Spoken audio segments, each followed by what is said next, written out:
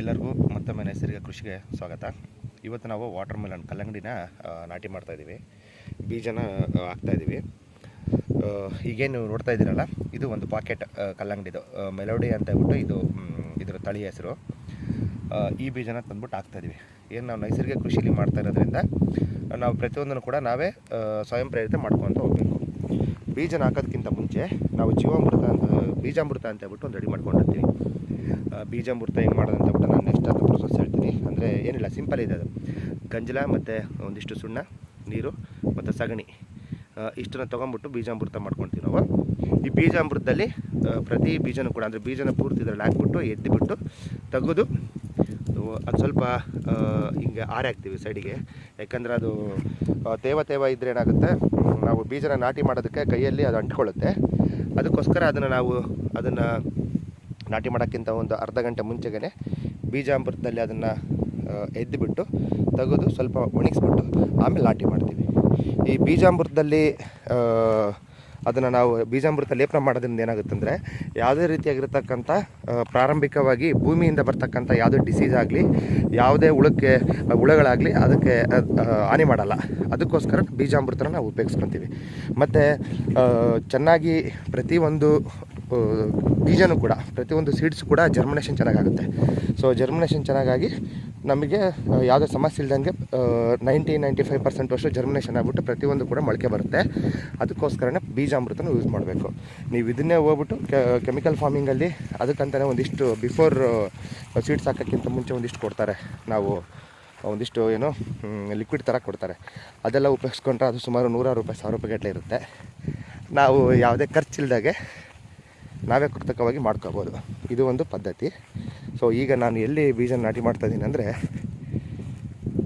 ನೀವೀಗೇನು ನೋಡ್ತಾ ಇದ್ದೀರಲ್ಲ ಸಾಲು, ಇಲ್ಲೇನು ನಾವು 5 ಲೇಯರ್ ಮಾಡಲಲ್ಲಿ ಪಂಚತರಂಗಿಣಿ ಯೋಜನೆ ಅಂತ ಹೇಳ್ಬಿಟ್ಟು ಏನು ಅಡಿಕೆ ಮತ್ತು ಬಾಳೆ, ನುಗ್ಗೆ, ಪಪ್ಪಾಯನ ಹಾಕಿದ್ದೀವಿ.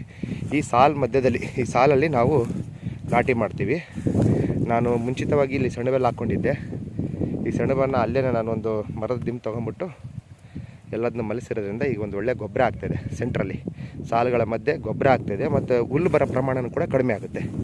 ಸೊ ಹುಲ್ಲು ಕೂಡ ಬರಲ್ಲ.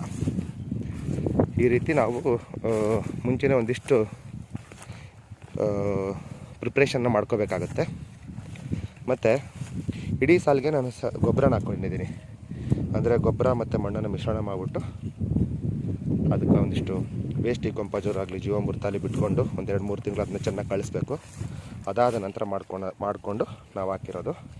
ಸೊ ಈ ಪ್ರೊಸೆಸ್ ಮಾಡಿಕೊಂಡು ಈ ರೀತಿ ಏನು ಗಿಡದ ಸಾಲಿದೆಯಲ್ಲ, ಆ ಸಾಲನ್ನೆಲ್ಲ ಒಂದಿಷ್ಟು ಏನಾದರೂ ಹುಲ್ಲಿದ್ರೆ ಅದನ್ನ ಕ್ಲೀನ್ ಮಾಡಿಕೊಂಡು ಸುಮಾರು 1.5-2 ಅಡಿಗೆ ಒಂದು ಸೀಡ್ಸ್ನ ಹಾಕ್ಕೊಂಡು ಹೋಗ್ತಾಯಿದ್ದೀವಿ. ಸೊ ಈ ರೀತಿ ಬೀಜನ ಹಾಕ್ತಾಯಿದ್ದೀವಿ. ಮತ್ತು ಏನು ನಮ್ಮ ಒಂದು ಗಿಡದಿಂದ ಇನ್ನೊಂದು ಗಿಡಕ್ಕೆ ಸುಮಾರು 4.5 ಅಡಿ ಗ್ಯಾಪ್ ಇದೆ ನನಗೆ, ಪ್ರತಿಯೊಂದು ಗಿಡದಿಂದ. ಇಲ್ಲಿ ನೀವು ನೋಡ್ಬೋದು. ಪಪ್ಪಾಯದಿಂದ ನುಗ್ಗೆ. ಸೊ ಇದೆರಡರ ಮಧ್ಯದಲ್ಲಿ ಸುಮಾರು 4.5 ಅಡಿ ಗ್ಯಾಪ್ ಇದೆ. ಈ 4.5 ಅಡಿ ಗ್ಯಾಪಲ್ಲಿ ನಾವು ಸುಮಾರು 1.5-2 ಅಡಿಗೆ ಒಂದು ಬೀಜನ ಇಟ್ಕೊತ ಹೋಗ್ತೀವಿ. ಬೀಜ ಬೆಳೆದು ಬಳ್ಳಿ ದೊಡ್ಡದಾದ ನಂತರ ಅದನ್ನು ನಾವು ಈ ಸಾಲೇನಿದೆಯಲ್ಲ, ಈ ಸಾಲು ಕಡೆಗೆ ಹಬ್ಬಿಸ್ತೀವಿ. ಆಗ ನಮಗೆ ಈ ಬೀದಿಲಿ, ಅಂದರೆ ಏನು ಗಿಡಗಳ ಮಧ್ಯೆ ಇರ್ತಕ್ಕಂಥ ಜಾಗದಲ್ಲಿ ಇದು ಕಳತಾದ ನಂತರ, ಸೆಣಬು ಕಳತಾದ ನಂತರ ಇಲ್ಲಿ ನಮಗೆ ಕಳೆ ಬರಲ್ಲ. ಯಾವಾಗ ಕಲ್ಲಂಗಡಿ ವಾಟರ್ ಮೆಲನ್ ಬಳ್ಳಿ ಇಲ್ಲಿ ವೈಲ್ಡಾಗಿ, ಅಂದರೆ ಅದು ಹಬ್ಕೊಂತ ಹೋಗುತ್ತೋ ಆಗ ಕಳೆನೂ ಬರಲ್ಲ, ಮತ್ತು ಅದಕ್ಕೆ ಜಾಗನೂ ಸಿಗುತ್ತೆ ನಾವು ಹಾಕ್ಲಿಕ್ಕೆ. ಸೊ ಈ ಥರ ಒಂದು ಮಾಡ್ಕೊಂಡಿದ್ದೀವಿ. ಎಲ್ಲರೂ ಸುಮಾರು ಜನ ಏನಂತ ಹೇಳ್ತಾರೆ ಅಂದರೆ, ಕಲ್ಲಂಗಡಿ ಹಾಕ್ಬೇಕಾದ್ರೆ ಅದಕ್ಕೆ ಬೆಡ್ ಓಡಿಸ್ಬೇಕು, ಮತ್ತು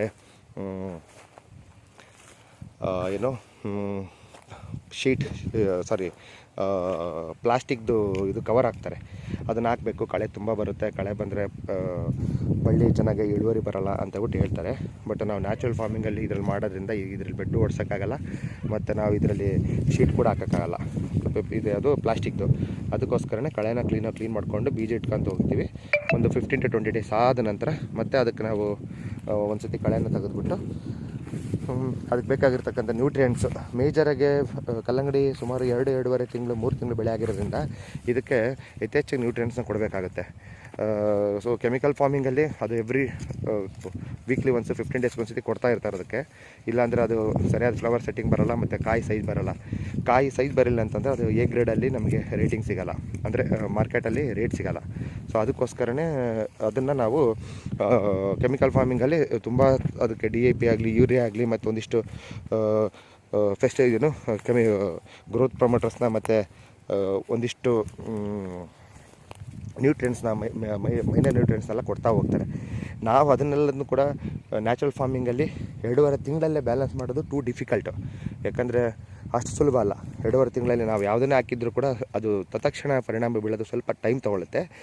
ನೋಡೋಣ. ನಾವು ಇದನ್ನು ಅದಕ್ಕೋಸ್ಕರನೇ ಇದಕ್ಕೋಸ್ಕರನೇ ಏನು ಮಾಡ್ಕೊಂಡಿದ್ದೀವಿ, ನಾವೇ ನ್ಯಾಚುರಲಾಗಿ ಫಿಶ್ ಅಮಿನೋ ಆ್ಯಸಿಡು ಮತ್ತು ಬಿಲ್ವ ರಸಾಯನ ಮತ್ತು ಯೂಮಿಕ್ ಆ್ಯಸಿಡ್ ಆಗಲಿ ಮತ್ತು ಜೀವಾಮೃತ, ಗೋಕೃಪಾಮೃತ ಇದನ್ನೆಲ್ಲ ರೆಡಿ ಮಾಡ್ಕೊಂಬಿಟ್ಟು ಇದನ್ನು ಎವ್ರಿ 15 ಡೇ ವೀಕ್ಲಿ ಒಂದ್ಸತಿ 5 ಡೇಸ್ಗೆ ಒಂದ್ಸತಿ ನಿರಂತರವಾಗಿ ಸ್ಪ್ರೇ ಮಾಡೋದಾಗಲಿ, ಗಿಡಗಳಿಗೆ ಟ್ರಂಚ್ ಮಾಡೋದಾಗಲಿ ಮಾಡ್ತಾ ಹೋಗೋಣ ಅಂತೇಳ್ಬಿಟ್ಟು ಒಂದು ಪ್ಲಾನ್ ಇದೆ.